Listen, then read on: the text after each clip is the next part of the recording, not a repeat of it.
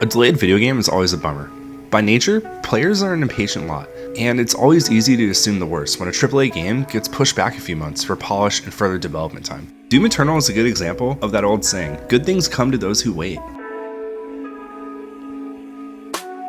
I got the chance to play about 3 hours of what's expected to be the final build of Doom Eternal, and to put it simply, I haven't had this much pure fun with a video game in a really long time. I'll admit right now that while I enjoyed Doom 2016, I didn't finish it. Doom 2016 just lost interest about 3/4 of the way through, and it's because it felt like I was playing the same room over and over with a newish coat of paint. Thankfully, Doom Eternal fixes all this and goes above and beyond with how fresh and familiar it feels throughout the few hours I played. Everything from the movement, weapons, and just how the game trickles new moves and playstyles to you while progressing the game in an organic and smart way is intuitive and fun. In a Q&A session with the game's director, Hugo Martin, he was asked about the game's difficulty and pacing, and this is something that's really important to something like Doom. What he said was, "We're capturing enough of the player base to feel confident that everyone can learn and master the experience." And it shows. When the demo began, I was having a pretty tough time plowing through the hordes of enemies and keeping my ammo and health above critical levels.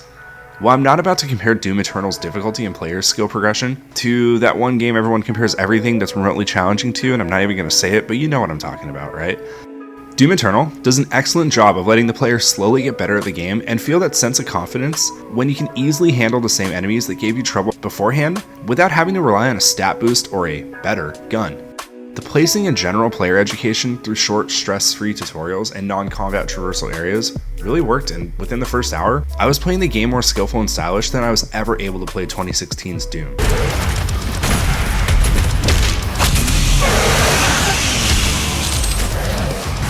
At its core, Doom Eternal is a skill-based game, and the best way I can compare its skill-based play style to someone unfamiliar with the franchise or this type of game is to compare it to an arcade racer like Initial D.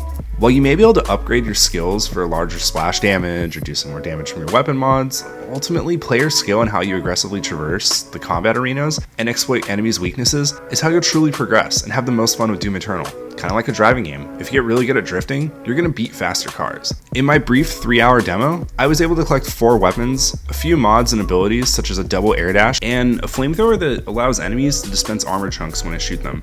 Where are they holding all this stuff? I also noticed that my gameplay was significantly more aggressive and fast-paced than when I'd begun the demo just a few hours prior. When I first started, I was doing a lot of melee attacks and kind of dodging between things and just kind of getting educated. Then as I got better and started traversing the arenas a bit more skillfully, I noticed that I was the scariest thing on the map.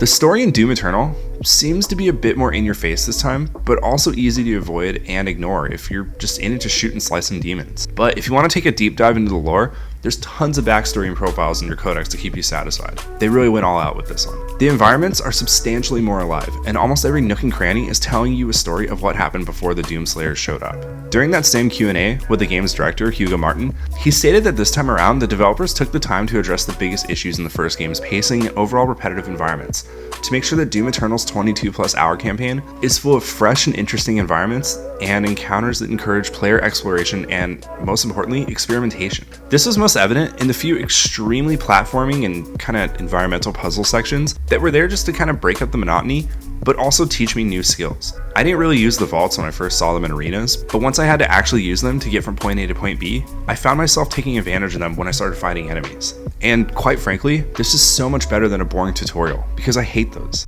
I'm gonna go out on a limb and say that you probably don't like long tutorials either. To sum things up, Doom Eternal respects your time in most ways modern games just don't. It's shaping to be a major contender in a year full of heavy hitters. After my time with it, I'm beyond excited to see what happens next. And more importantly, I'm pumped to see all the skills and gameplay styles I'll learn along the way. If you were a fan of the previous titles, or just want to try something that's fun, fast, and most importantly respects your time, then Doom Eternal is absolutely one to look out for this March.